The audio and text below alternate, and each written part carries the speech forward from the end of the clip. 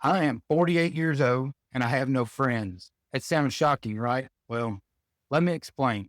So hang with me. If you're a husband, a father, hopefully you can relate to this. The older you get, it seems that our paths always change. And as we look at our teenage years and our young, maybe in our 20s and our 30s, the friends that we had then, as we look back, we realize that they weren't maybe what we thought they were.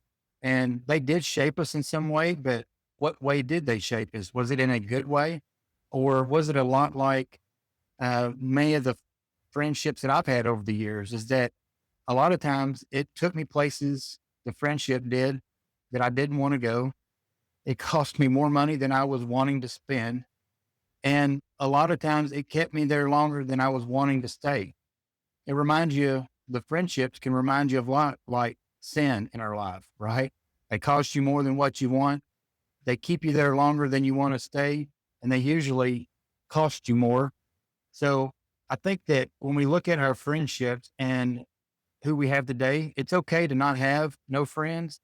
But what I really want to focus on is explaining that a little bit deeper.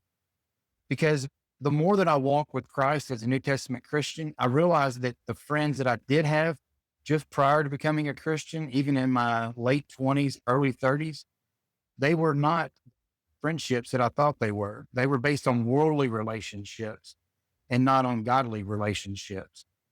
So when you look at who's in your inner circle, it's okay to look at that and say, are those individuals lifting me up? Are they empowering me? Are they helping me grow closer to God in my walk in my faith? Or are they holding me back? Because as we evaluate our friends in our lives, and maybe this applies to your children, we do this with our children quite a bit, right? Or we should be. As good parents, we should be saying, who are you hanging around with? What are they, what are they like? What are their habits? Where do they hang out? Where are you picking these habits up? If you see something your children are doing, even in elementary or in the younger years before their teenage years, when they really get curious and you get to pushing the envelope of where you're at in their re- relationship and walking, you can also look at their friendships and compare them to where you've been and show them those are not good friends and tell them why. But then you can guide them as well into those are really great friendships. I think you ought to nurture that. They are, and you list out the benefits of what they are going to get from that and what they can give to them. Because as we go through this life, I think that we also need to evaluate the best friends that we have. And as I grow closer in the New Testament church with other Christians, I find that my best friends are all of my brothers and sisters in Christ. And that is a two totally different viewpoints, right? You have worldly friends, and then you have brothers and sisters in Christ. So to me, you have a layer of friendship. There is some that's friends that you are acquaintances with in the world. Maybe you are coworkers, maybe they're family or distant family, and you speak in public, you talk to one another, maybe you check in on them, see how they're doing. But when it comes down to the fundamentals of where you want to go in life, where you want your children to go, what your priorities are, and where they lie, are they with those friends or are they with God? And when we come down to making those decisions and those choices, a lot of times it makes it a really hard decision to say, I can't be around these people anymore. I want to be more like these friends, brothers and sisters in Christ. Because as we get older, we realize that something, we need something more, we need something greater. And as I've said before, my goal is to get to heaven and to take as many people with me as I can. And in order to do that, I have to continually check who's in my inner circle. Where am I getting my information? Who is influencing my decisions that will ultimately guide me through my faith, my family, my children, where they're going to spend eternity? And once you evaluate that, you can compare, is this a worldly relationship, a friendship, or is this a godly one? Is it one with brothers and sisters in Christ who are on the same path, who are wanting to go to heaven, who are helping you get there, who are helping your children get there? They are the ones that are mentoring and your children are looking up to each day. And when you go to activities that are not just on Sunday morning, not just on a random Bible study night, but activities that truly build them closer. So recently, to give you an example, we did a bed build, and it's for a wonderful organization that's nationwide called Sleep in Heavenly Peace. And they do local bed builds in your community for children who do not have beds. So all of the congregations around us come together, and all the youth, we had over 40 people show up on a Saturday morning, all brothers and sisters in Christ, teaming up to provide beds for all of these children in our community who do not have them.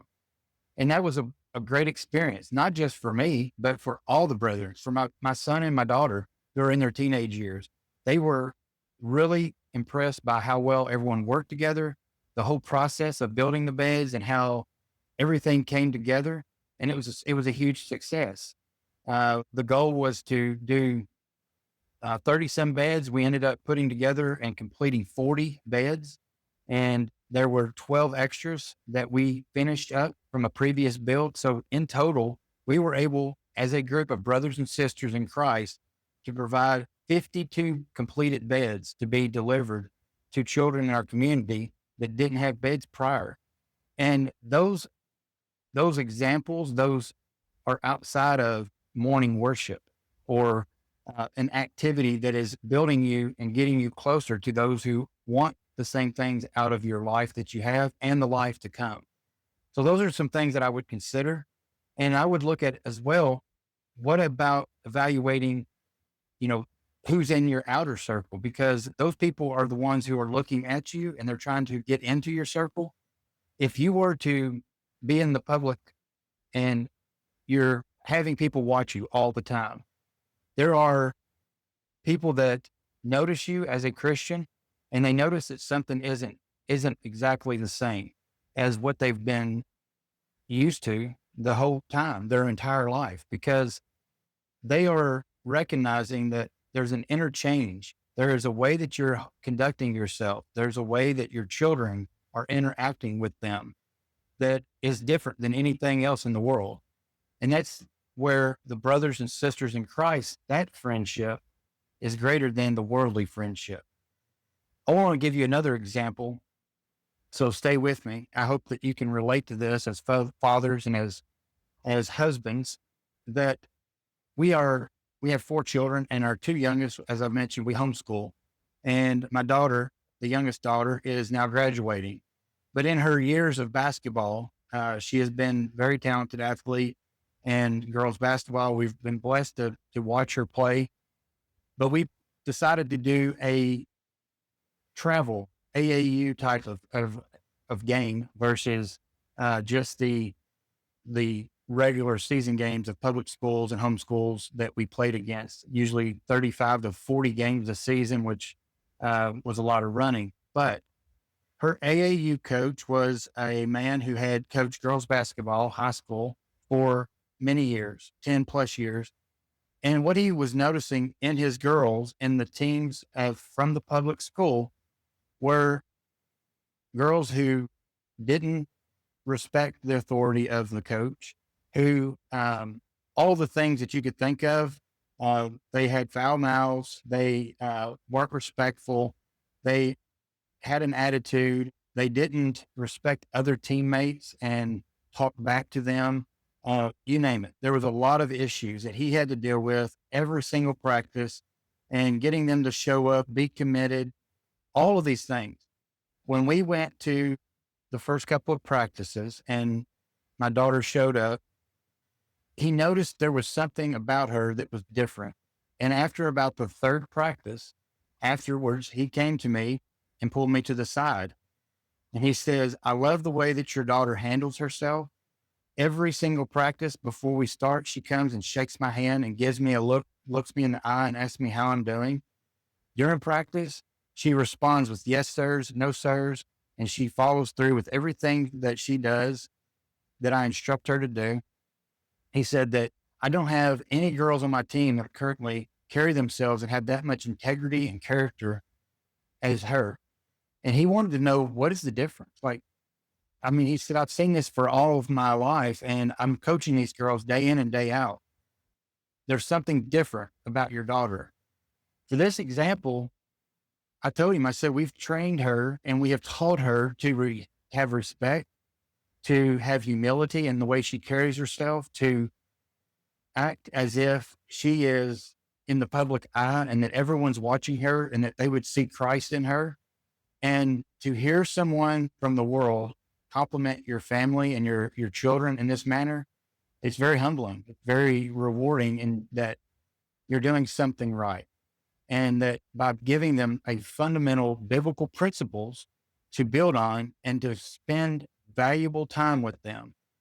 That is the reason that as we grow this channel, I wanted to do this is because I think there's a lot of other fathers and men out there who need to hear this. It is important. You only get one chance to do this in life, to raise your sons and daughters as close to you and your wife as possible. The most valuable thing that you could give them isn't money. It isn't material items. It's your time. And by giving up your desires for a higher raise at work or spending 70, 80 hours, whatever a week at a public job, sometimes those are needed. But a lot of times we are only doing that job and making that much money so that we can buy all the worldly things and the toys and the things that really don't matter.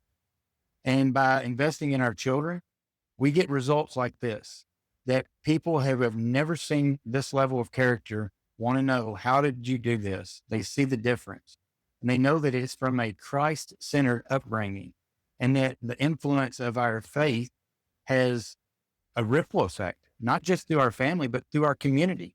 And we are able to raise the next warriors, the next ones who are fighting for their faith, who are bringing others to the faith, who are wanting to go to heaven and they want to take as many people with them as they can. That is what our legacy is going to be built on. What are you leaving for the next generation? So what if the friendships that you're seeking aren't about the numbers, but about the quality of the relationships? That the ones that you're looking for should be the ones that are in Christ.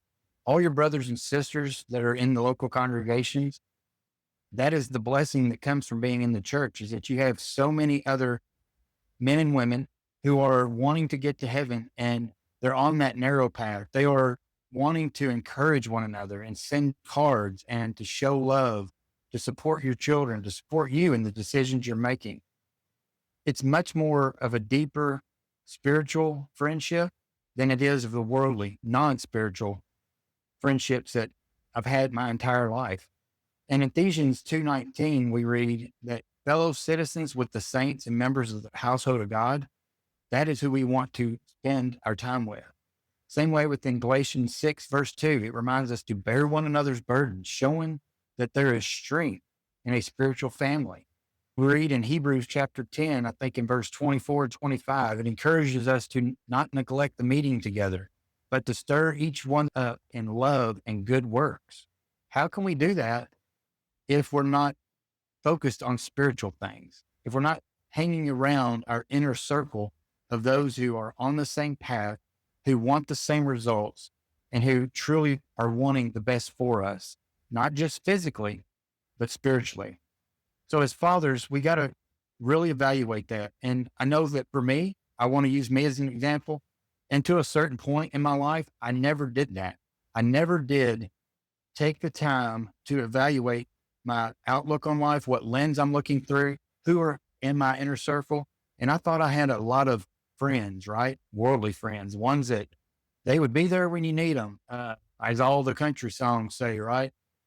You find out who your friends are. Well, you can.